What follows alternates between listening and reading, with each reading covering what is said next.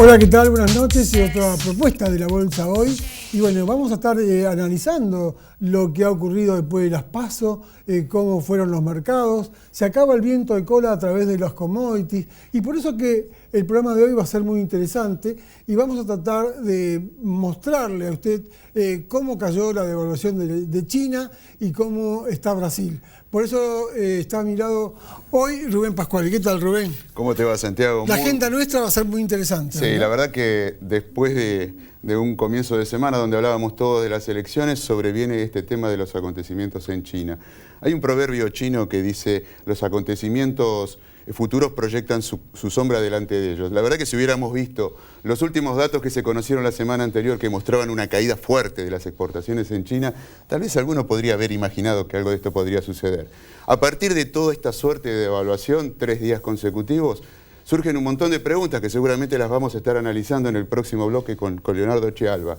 Esto es una guerra de monedas. ¿Qué pasará con la Reserva Federal? ¿Qué pasa con los commodities? ¿Qué puede pasar con el tipo de cambio? Ahí en los commodities vamos a tener un especialista, un analista de mercados, y ahí va a estar con nosotros hablando Ricardo Bacarín, que es un especialista y nos va a contar cómo viene el USDA, cómo está China, este viento de cola que se terminó, y esto va a ser la propuesta en el día de hoy sobre los granos y las exportaciones argentinas.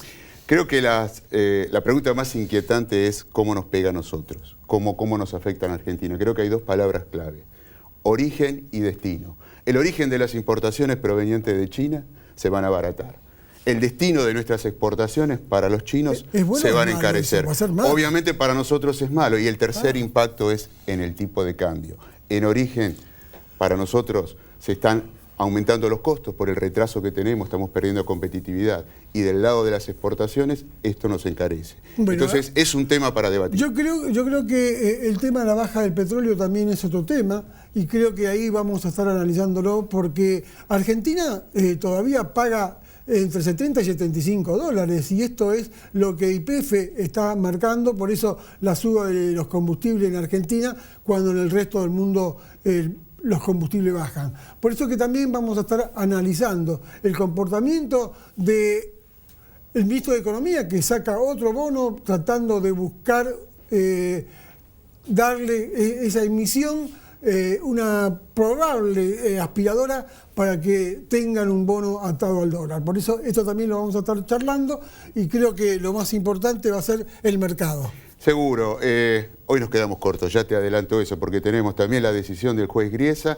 ¿Y qué mirar en el mundo de las acciones? Porque el lunes pasado hablábamos efecto elecciones. Ahora estamos hablando del impacto de China. Tenemos todo el tema del contexto, lo que puede pasar con las tasas de interés. En el medio, llegada de balances. Una rica ensalada. ¿Qué hay que priorizar? ¿Qué hay que mirar? Todo eso lo vamos a estar analizando. Bien, y esta emisión que realmente es muy importante, el Banco Central con Banoli también será uno de los puntos que vamos a ver cómo juega Banoli con la reserva del Banco Central. Esto ha sido la introducción, así que hacemos una pausa y ya venimos con toda la información y los analistas. Caja de Valores Sociedad Anónima, Central Depositaria Argentina, integrante del Sistema Bursátil Argentino al servicio del mercado de capitales, brindando confiabilidad, seguridad, privacidad y eficiencia en el registro, administración y custodia de valores negociables. A través de la red Agentes Miembros del Merval, acceda a una amplia variedad de valores negociables y operaciones en el mercado de capitales.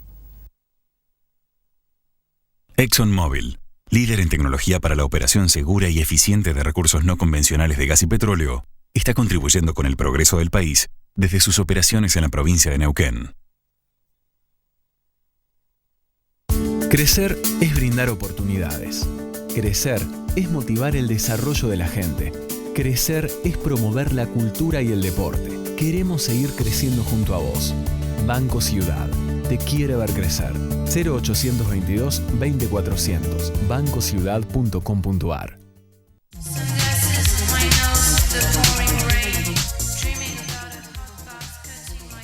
Y bien, la propuesta en el compro-vendo hoy va a ser realmente interesante porque vamos a incluir dentro de la parte financiera la parte commodity. La parte commodity que tiene que ver con el ingreso de los flujos en Argentina, y los flujos podríamos tenerlos hoy por ese sector. Pero nada mejor que hablar con Ricardo Baccarin. Le vamos a dar la introducción para que después Leonardo Chialva y Rubén Pascuali interpreten el ingreso de los flujos nuevos que podrán quizás marcar en el 2016 alguna diferencia con el 2015.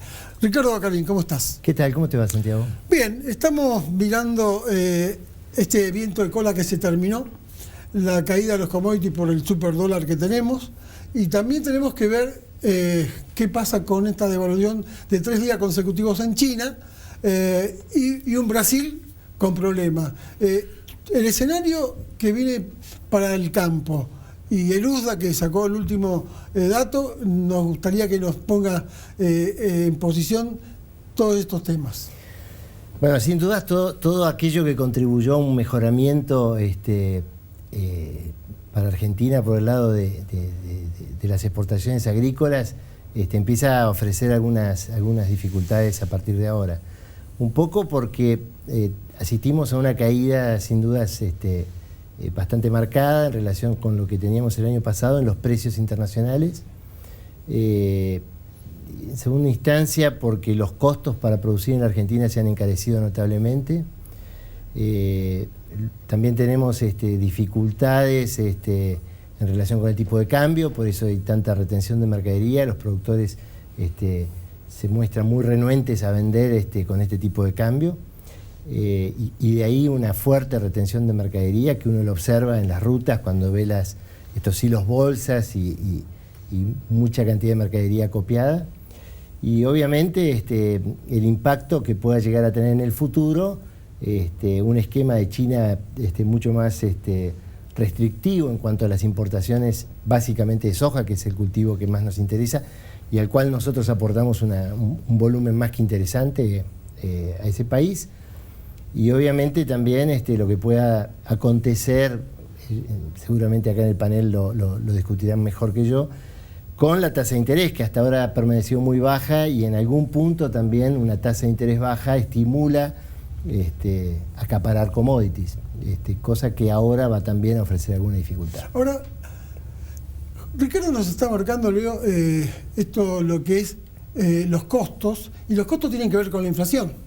La inflación, la tasa de interés y el atraso cambiario hace que en este escenario de China y de Brasil, ¿cómo introducís vos, cómo nos pega la Argentina? Mira, definitivamente cambió el mundo y la Argentina es uno de los pocos países que no se ha ayornado. ¿Cómo vemos ese realineamiento de los países? ¿Cuánto devaluaron? ¿Y quiénes devaluaron? Básicamente, por ahí la palabra devaluar hasta está mal usada, porque yo usaría más depreciar. Se depreció la moneda. ¿En virtud de qué se depreció? De las condiciones de cada uno de los países. Entonces, el país que exporta petróleo, Canadá, tiene una moneda hoy más débil. ¿Por qué? Porque le entran menos dólares.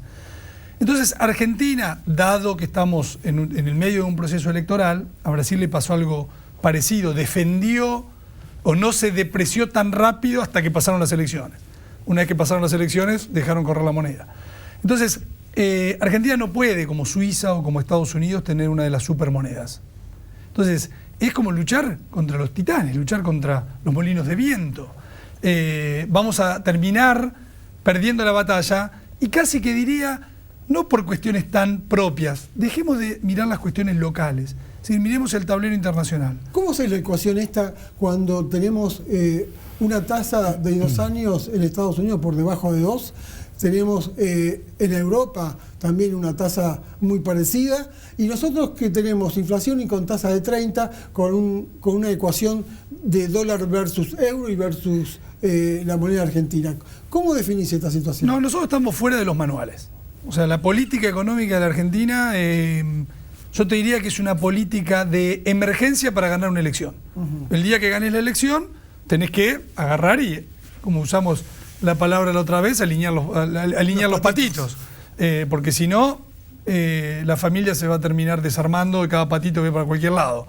En ese contexto, lo que vos ves a nivel mundial, que muchos dicen, no, pero ¿cómo puede ser si la tasa de interés en Estados Unidos está muy baja? En realidad, las monedas se mueven por diferenciales de tasa. ¿Qué significa? Una tasa menos la otra. Y ahí lo que estamos viendo es que Estados Unidos está con una tasa baja, pero con perspectivas de ir subiéndola, y el resto del mundo está bajando las tasas. Entonces, yo gano más platas hoy si estoy en un bono en dólares que si estoy en un bono en euros, en un bono en dólares canadienses, en un bono en dólares australianos. Entonces, el dólar está en un proceso de fortalecimiento. Y eso es una tendencia. Así que Argentina no le va a quedar otra, ojalá que sea por las buenas, pensado, elaborado, con un buen plan, para hacerlo como lo hizo, por ejemplo, Brasil. Tiene un costo, es un año de recesión, te voy a dejar picando para que después le conteste a Ricardo Baccarin cómo se puede mejorar las exportaciones 2015-2016 con un nuevo escenario político. Okay. Rubén, ¿cómo estás enfocando vos esto de China dentro de Argentina? Yo creo que China tiene un plan, solo que nosotros no lo conocemos. Hay un dato que hasta ahora ha pasado desapercibido. El presidente de China viaja a los Estados Unidos el mes próximo. Justo antes hizo esta devaluación. Creo que una de las preocupaciones que había en los mercados, al menos los primeros días de la semana, era dónde paraba. Algunos hasta aventuraban un 10%. Otros el primer día y con el comunicado creían que terminaba ahí. Ese desconcierto, mi opinión, pero habrá que ver cómo continúa la película, es que los mercados sobrereaccionaron un poco esto. No creo que vayamos a esa guerra de monedas tan temida, sobre todo porque los chinos quieren meter el yuan dentro de las monedas de referencia del Fondo Monetario Internacional. Y ellos hablan ahora de que necesitan que la moneda refleje de alguna manera las fuerzas del mercado. Tuvo durante bastante tiempo sostenido el yuan y ahora de alguna manera hicieron este ajuste abrupto. Pero ellos hablaban de devaluar 10% y solo han hecho en 3 días consecutivos. El 5. ¿sí? Exactamente. Imagínate. O sea que nos queda todavía un... Por eso te digo, ellos tienen un plan. Habrá que ver si van a llevarlo al 10% o pararán acá y mirarán las reacciones del mercado. De todas maneras, hay países, como mencionaba recién Leo, Brasil, que ha tomado sus recaudos, porque el impacto en Brasil, que ya ha tenido ciertas devaluaciones del real, desde el punto de vista de su balanza comercial no va a ser tan significativo, pero en cambio en nuestro país, que es nuestro segundo socio comercial, China, después de Brasil, es el país que más le exportamos. Pensemos que los precios de la soja han caído muchísimo, los precios del acero, ahí está, con el que vamos a competir, van a bajar mucho. Rubén, le podemos preguntar a Ricardo Baccarin, justamente vos estás hablando que China es nuestro comprador y Ricardo es... ¿Compra menos China o con esta baja importante? Nosotros le vendemos harina de soja y aceite, ¿no? Sí. Básicamente lo que más compra China es poroto, porque obviamente China tiene un esquema de privilegiar su industria interna y tiene altos costos internos de este commodity. Lo que a mí me preocupa, y esto salió en el último informe de Luzda, es que ellos están proyectando 79 millones de toneladas de importaciones totales en esta campaña. Y esto implicó en el informe de anteayer 1,5 millones de toneladas más de lo que habían previsto en el mes de julio. Y realmente pensar que China puede llegar a importar ese volumen de soja, me preocupa como dato que el mercado tenga esta cifra incorporada, porque cualquier cosa que no se acerque o que esté por debajo de eso va a ser una fuerte desilusión para el mercado. Hay que tener en cuenta que China no importaba más de 70 millones de toneladas un par de campañas atrás. El agua, las inundaciones. Tenemos, en este momento, no estamos mirando la cosecha gruesa, estamos mirando la fina, cómo termina. ¿Qué impacto ha hecho el agua sobre el trigo? En la fina hay zonas que obviamente están anegadas y que va a haber algún daño, va a haber alguna merma en el esquema de producción previsto. Y la gruesa es una incógnita muy, muy importante. O sea, el año que viene no sé con qué volumen productivo va a ¿Hay contar mucho stock Argentina. en el mundo de soja? Se están acumulando stocks en el mundo. Como decía recién Rubén, los precios internacionales han caído. Argentina no va a poder alcanzar en este año lo que alcanzó el año pasado. El año pasado llegamos a producir 61 millones de toneladas de soja en un clima ideal, perfecto, casi imposible de repetir, y mucho más a la luz de lo que está pasando ahora. Va a haber demoras en la siembra y hay básicamente una falta absoluta y total de financiamiento en el sector.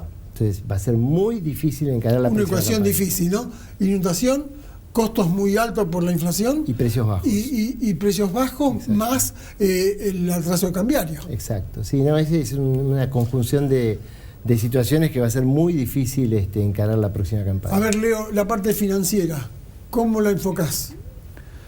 Mira, lo que creo es que todo aquel que tenga sus ahorros en Argentina lo que tiene que estar pensando es mirando el mundo, de decir, obviamente que el tipo de cambio va a valer más, es una decisión que está vinculada a la elección, a la política, la forma en la cual se va a llevar adelante. Si se hace con un plan, si se hace sin plan. Me gusta a mí mucho poner el ejemplo de la salida de la convertibilidad. ¿Por qué? Porque todos los economistas en esa época hablaban de que el dólar de equilibrio tendría que ser una devaluación de 30-40%. De hecho, la especificación asimétrica se hizo 1.40. O sea, tenemos un tipo de cambio, especificación se hace 1.40 y llegamos a un dólar de 4. O sea, fíjate algo mal hecho, cómo se puede potenciar. Pero de esa época la inflación fue 1000. Bueno, hoy tenemos... 2002, o sea, el billete de 100 vale 10. ¿No? Hoy tenemos un billete de 10. El consenso de los analistas, uno escucha reportajes, Twitter, lo que sea, hablamos todos de un dólar de 14, de 13, donde está el contado con liqui, los empresarios, el campo. Todo el mundo dice que la Argentina tiene que recuperar 30% de competitividad en términos reales. Ahora, ¿cómo llegamos a ese número? Depende de cómo se haga. Y ahí es donde está la discusión de lo electoral, lo económico y lo financiero. Bueno, y ahora vamos a ir a una pausa, pero cuando regresemos, a Rubén le vamos a preguntar cómo hago mi cobertura de mis ahorros, de mi posición que tengo en acciones. Y bueno, los bonos son la única alternativa que me mantiene, los bonos dolarizados. Y los de inflación, por ejemplo, el CONSER, esto todo después de esta pausa.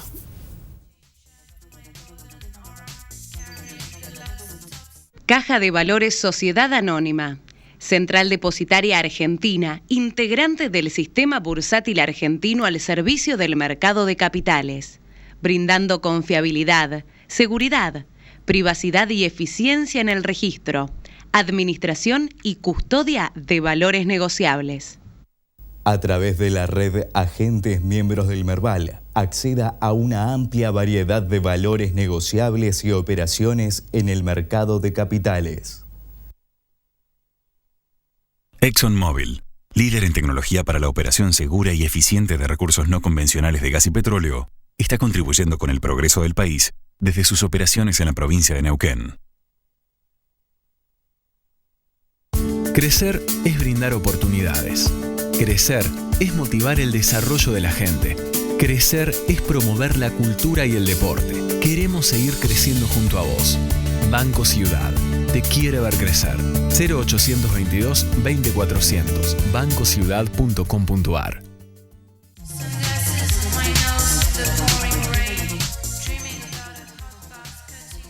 Bien, como le contaba hace segundos, le vamos a decir a Rubén cómo interpreta realmente esta posición. Una posición difícil de cobertura de los ahorros de la gente. Mira, antes que nada quiero decir, creo que la devaluación de China no va a ser mucho más extensa de lo que vimos hasta acá. China no es un devaluador serial. O sea, el impacto por ese lado creo que va a estar acotado, y como marcaban recién ustedes en el caso del 2001, que hubo una sobrereacción de los mercados tienen, es una característica, tienden a tener una sobrereacción. Sin China teníamos cierto retraso en el tipo de cambio. Si ahora hasta devaluaron los chinos, creo que eso es lo que surge de todo esto que estuvimos hablando hasta acá. En ese sentido, obviamente, todos los activos dolarizados son los que están buscando más los inversores. Pero acá, desde el punto de vista bursátil, a mí me gusta mucho hablar del tema acciones, porque hay distintos sectores que van reaccionando ante distintas cosas. Obviamente, todos los sectores ligados a los commodities han tenido un impacto durísimo. Mira, yo estuve haciendo un trabajo el fin de semana relacionado con cómo le fue a las componentes del Merval, y las separé básicamente en 3 grandes grupos. El 52% del Merval de peso son las compañías petroleras. Ahí tenés Petrobras Brasil, tenés Tenaris como proveedora de la industria y claramente YPF.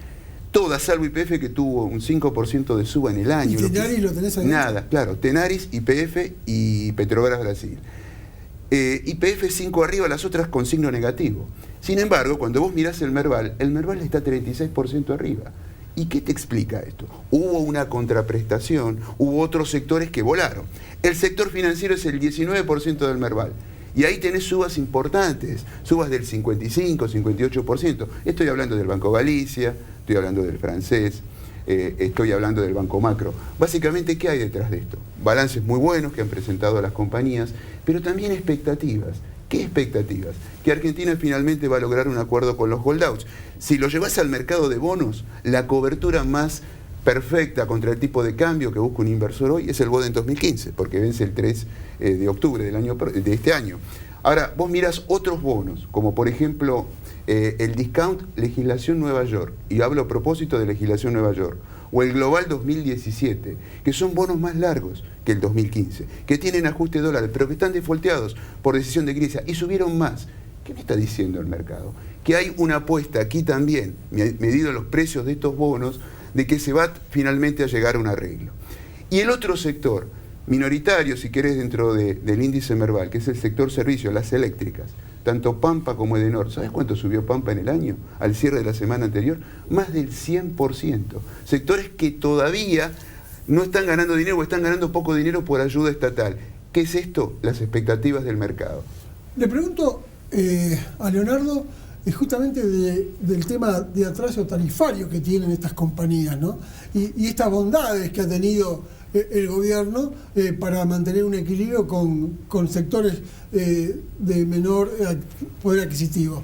Pero también quiero marcar qué pasa con la electricidad y por qué no pasa con el combustible, ¿no? Sí, el gobierno ha tenido también hay que recalcar lo malo, resaltar lo malo del mundo, lo que vos importás de negativo, pero también hay que resaltar lo bueno. Por ejemplo, nos habíamos quedado sin combustibles, teníamos que importábamos petróleo, derivados del petróleo, que costaban $120 el barril. Bueno, vale 40.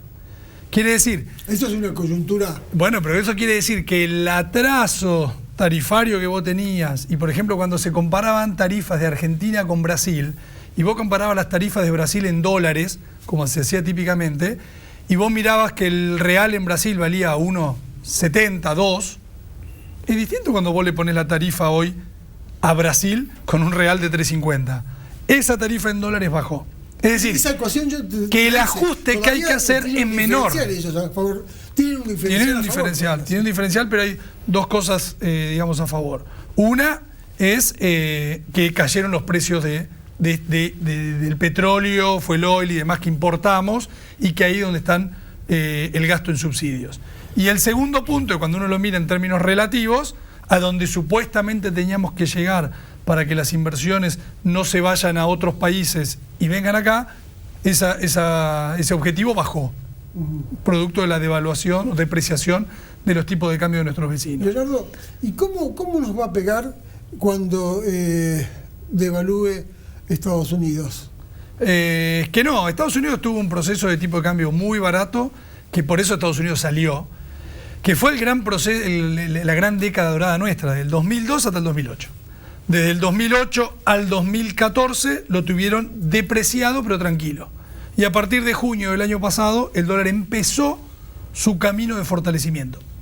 Y quiero recalcar, empezó. ¿Por qué? Porque vamos a un Estados Unidos con una moneda más fuerte. ¿Pero por qué?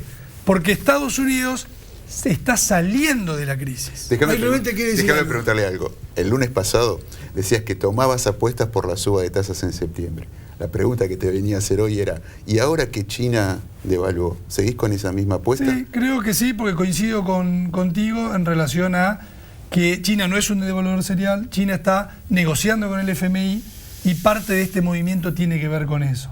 Fíjate que conocimos también el viernes de que China informó las reservas en cantidades y en plata de oro, cosa que en este último mes lo hizo 2 veces, no lo había hecho en 6 años.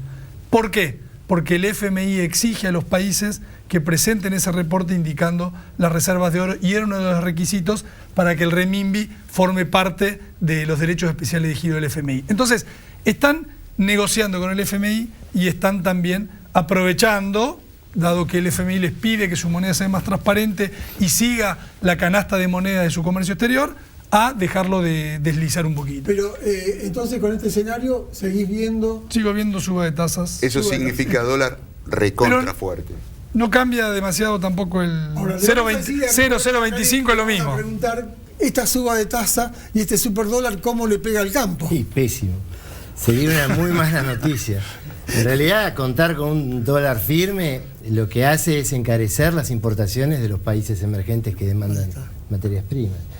Si esto se llega a generar en septiembre, octubre, el último trimestre del año va a ser muy complicado, porque el ritmo de venta de soja de Brasil ha sido muy pausado, porque ellos también, teniendo granos, es como tener dólares, la devaluación del real también incentiva tener mercadería. Argentina, ni que hablar, de 61 millones de toneladas están reteniendo prácticamente 30 los productores.